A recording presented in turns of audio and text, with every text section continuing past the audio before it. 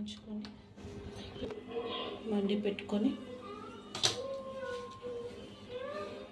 ఒక 2 glass water రాగి సంకటి చేసుకోవడానికి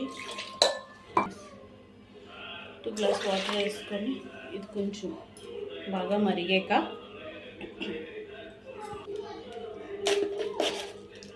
కొంచెం కల్లుప్పు బాగా కరిగాక ఉత్తుకొని దాంట్లో అయితే చక్కగా అవుతుంది. కలుపుకున్నాను కూడా బాగా ఉంటుంది. ఫస్ట్ ఒక 2 స్పూన్లు వేసుకొని కొంచెం బాగా కలిపేయాలి.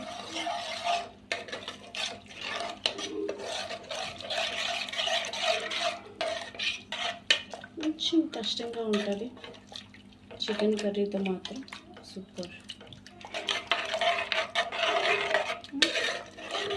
ఇది బాగా కలర్ వచ్చిన వారికి కొంచెం కలుపుకోవాలి. చిన్న చిన్న బాల్స్ లాగా ఉండకుండా ఉండకుండా అవ్వాలి. మిక్స్ అయ్యాక కొంచెం వేసుకొని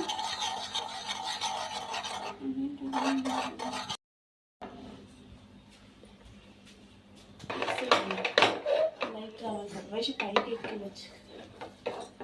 పైకి ఎక్కి క్లియర్గా అనిపిస్తుంది. కలుపుకోవాలి. బాగా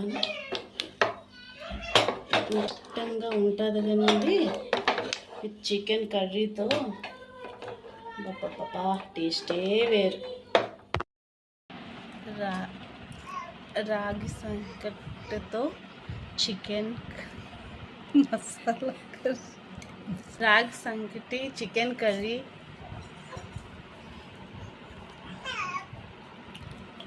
ఈ రెండు మిక్స్ చేసుకొని తింటే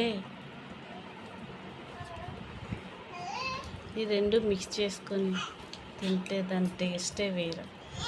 మీరు కూడా ట్రై చేయండి. నచ్చినట్టయితే లైక్ చేయండి, షేర్ చేయండి, సబ్స్క్రైబ్ చేసుకోవడం మర్చిపోకండి.